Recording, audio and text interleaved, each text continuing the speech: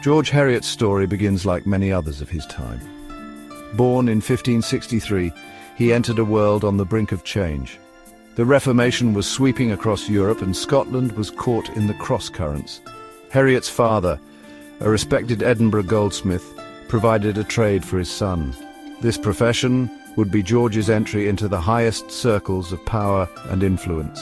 Little is known of George's early years. We can imagine him, however, amidst the bustling workshops of Edinburgh, learning the intricacies of his father's trade. Goldsmithing in this period was not merely decorative. It encompassed a wide range of skills, from crafting ornate jewellery to minting coins. By the age of 20, Heriot was already making a name for himself. He received his first commission from the Scottish court, marking the beginning of a long and prosperous relationship with the crown. Heriot's skill as a goldsmith quickly garnered the attention of Scotland's young king, James VI. James, a monarch with a penchant for extravagance, found in Heriot a craftsman who could translate his royal aspirations into tangible objects of beauty and prestige. Heriot's ledgers from this period reveal a steady stream of commissions from the king. He crafted everything from elaborate necklaces and rings adorned with precious stones to silver plates and goblets for the royal table. Each piece, meticulously crafted, served as a testament to Heriot's skill and artistry. The relationship between craftsman and king extended beyond the transactional. James, recognizing Heriot's keen mind and discretion, often relied on him for financial advice. Heriot became the king's goldsmith, a position that brought him great wealth but also placed him at the heart of the Scottish court.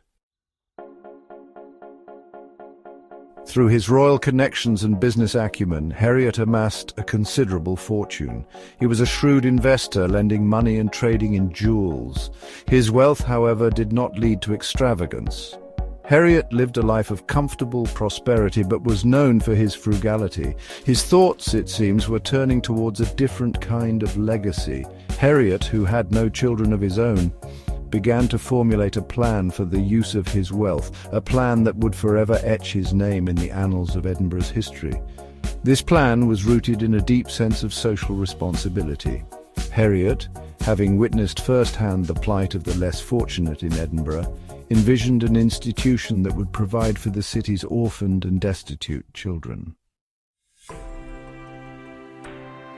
In 1623, with his vision firmly in place, George Heriot penned his last will and testament.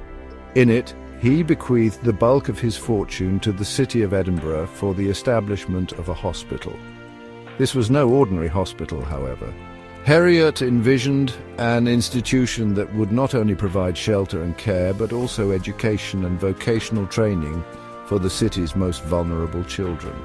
His will stipulated that the hospital should be built for the education, nursing and upbringing of youth, being pure, fatherless boys, freemen sons of the town of Edinburgh. Heriot's vision was clear: to break the cycle of poverty by equipping children with the tools they needed to thrive. True to Heriot's wishes, construction of the hospital began shortly after his death in 1624. The chosen site was a swathe of land just outside the city walls, known as the Lang Riggs. The building itself was designed by William Wallace, a prominent Edinburgh mason. It was a grand affair, built in the Scottish Renaissance style, with a central courtyard and a towering clock tower. On April 12, 1633, Heriot's Hospital, or as it was more formally known, George Heriot's Hospital, opened its doors to the first intake of fatherless boys, the sons of Edinburgh, who, through no fault of their own, found themselves in need. Section 6. Enduring Legacy, Heriot's Hospital Today. Heriot's Hospital quickly established itself as a leading institution in Edinburgh. It provided not only a home for its charges, but a comprehensive education. Boys learned reading, writing and arithmetic, as well as practical skills such as carpentry, shoemaking and tailoring. The hospital's reputation for academic excellence grew, and it soon attracted students from beyond the ranks of the city's poor. By the 19th century, Heriot's Hospital had evolved into one of Scotland's most prestigious schools, renowned for its rigorous curriculum and the achievements of its alumni. Today, Heriot's Hospital, now known as George Heriot School, continues to thrive. It remains true to its founder's vision, providing a first-class education to boys and girls, regardless of their background. Section 7. The wider impact of George Heriot's vision. George Heriot's legacy extends far beyond the walls of his eponymous school. His act of philanthropy, extraordinary in its scope and vision, set a precedent for generations to come. Heriot's will inspired other wealthy individuals to follow suit, leading to the establishment of numerous charitable institutions in Edinburgh and beyond. These institutions, like Heriot's Hospital, played a vital role in providing education, healthcare and social support to those in need. The concept of using private wealth for public good, so powerfully exemplified by Heriot's bequest, helped to shape the social fabric of Scotland. It fostered a culture of philanthropy and a sense of collective responsibility for the welfare of the less fortunate. Section 8. Heriot's influence on Edinburgh's character. In many ways, George Heriot's story is inseparable from that of Edinburgh itself.